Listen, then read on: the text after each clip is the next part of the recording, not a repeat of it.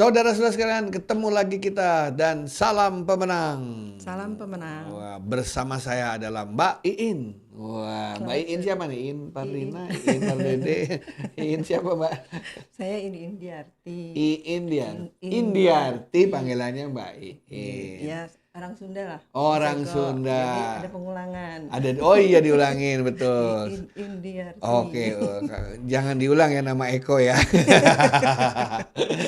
Oke, nah kita lihat background kita itu gambarnya orang sedang Menganyam ya? menganyam apa tuh, rotan ya atau apa tuh. Menganyam, ya. Nah, itu salah satu keberhasilan orang yang lagi menganyam itu adalah perlu ketekunan, keuletan.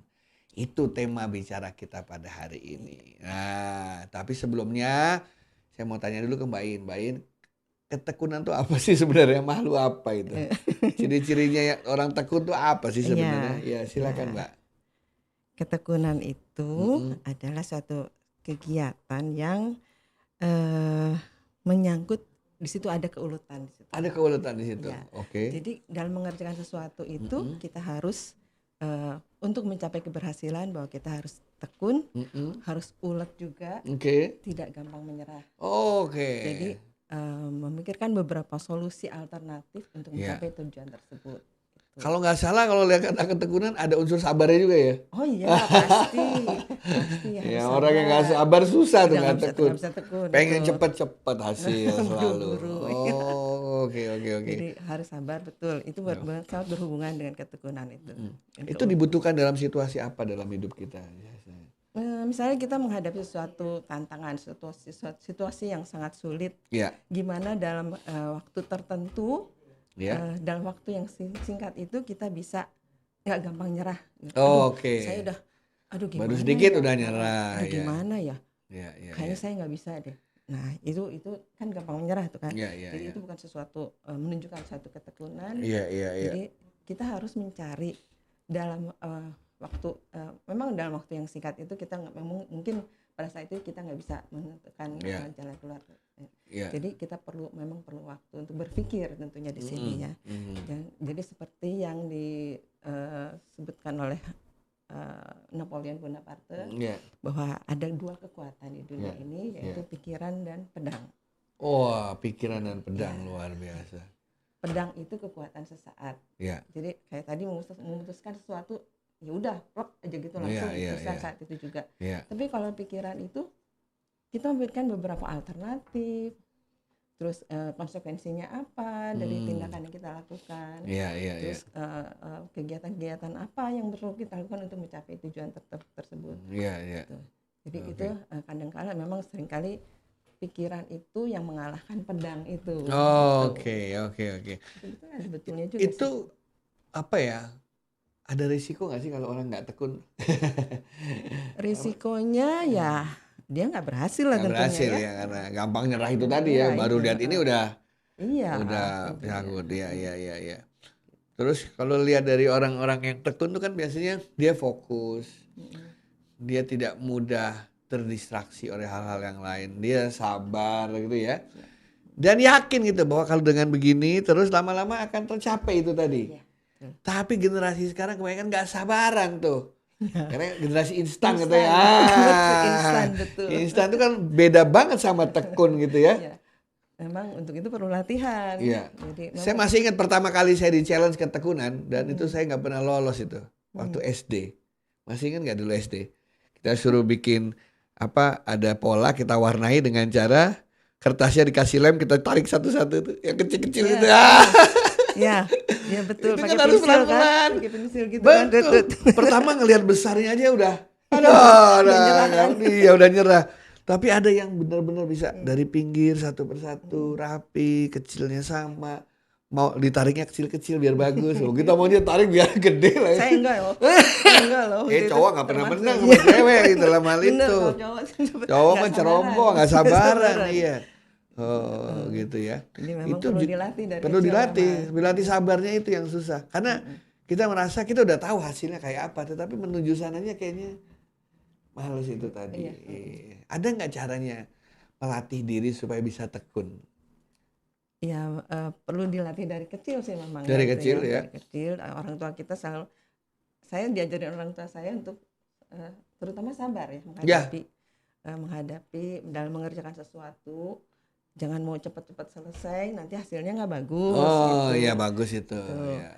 Terus jadi di situ kita belajar. Jangan terburu-buru. Jangan terburu-buru. Jadi harus satu persatu kita harus selesaikan gitu. Ya.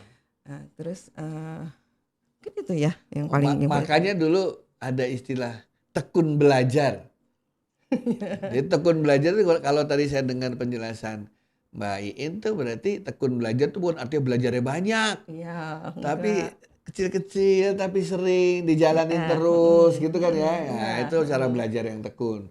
Bukan belajarnya pas mau ulangan aja. Instan. Tapi tekun ya tiap hari sedikit-sedikit dia belajari gitu loh. Oke. Nah, pertanyaan saya berikutnya nih. Tadi Mbak In mengatakan tekun ada juga hubungannya dengan keuletan. Yang namanya keuletan itu kan artinya dia juga punya daya tahan dong. Iya, betul. Ya kan bisa ulet gitu kan. Ya kadang-kadang kan orang kan mudah menyerah. Begitu menghadapi tantangan sedikit yang dia gagal nggak mau lagi nyoba gitu ya.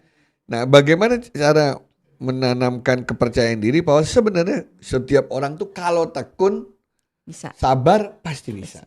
Ya. Ada pengalaman pribadi nggak? Apa tadi keuletan ya? Keuletan. Jadi kalau keuletan tuh kan kita mengetahui potensi diri kita, ya kan? Tentunya kita harus mengetahui potensi diri kita, kemampuan kita, dan berusaha untuk terus meningkatkan kemampuan kita. Oke. Jadi dengan itu, insya Allah lah kita sedikit demi sedikit itu akan melatih keuletan kita mencapai sesuatu. Itu tadi sedikit demi sedikit lama-lama jadi bukit ya. Nggak tahu ya anak sekarang masih tengah peribahasa seperti itu. Sedikit demi sedikit lama-lama jadi bukit. Ya benar itu dulu kita diajarin tekun menabung. Ya kan? Bing bang. Bing Bu. Ya, kita ke bank. Ini generasi papiko juga ya kayaknya ya. Jadi dulu tuh diajarin kalau dikasih uang jajan disisakan sedikit-sedikit tiap hari. Sebelum ada bank ditaruh di celengan. Begitu celengan berat dipecahin, wah dapat seneng banget gitu. Jadi sebenarnya tekun dalam bekerja juga sama. Kita cicil dikit-dikit, nanti pada saatnya nanti kita akan menikmati hasilnya. Ya. Saya lihat juga di perusahaan-perusahaan itu kan banyak orang yang karirnya meningkat cepat tuh juga karena dia tekun. Bosnya ngelihat tuh, atasannya melihat tuh. Ya. Memang itu. Dan atasannya juga perlu tahu juga bahwa usaha kita tuh apa gitu. Iya. Jadi tidak ya udah jangan diam-diam aja gitu. Sebagai bawahan juga nggak boleh kayak gitu kan. Ini juga banyak orang berpikir tekun tuh sama dengan lambat. Enggak lah, beda lah. Beda kan, tekun tuh bukan lambat. Ya tekun tuh ya tekun gitu istilahnya ya. Jadi kita melakukan hal tertentu dengan serius, dengan fokus ya. Dengan fokus. Sabar begitu ya. Tidak ada hubungan dengan lambat saudara-saudara sekalian gitu kan ya. Oke. Nah, yang terakhir nih Mbak ini ya. Jadi tadi kan Mbak Iin mengatakan ya harus dari kecil dibiasakan. Ya, kalau dari kecil nggak dibiasakan sabar, tekun, apalagi instan, seterusnya sampai gede nanti seperti itu. Nah, saya juga melihat kadang-kadang dalam menghadapi sehari-hari kan kita suka mendapatkan konflik ya, dengan orang lain gitu kan ya. Dan kadang-kadang nggak sabaran tuh pengen cepat aja selesai. Padahal mungkin untuk menyelesaikan konflik dibutuhkan ketekunan tersendiri. Gitu.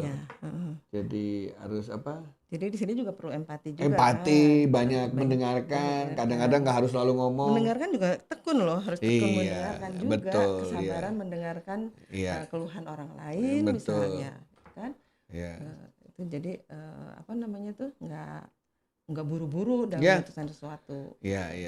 Dan semua akan indah pada waktunya. Insya Allah. Luar biasa.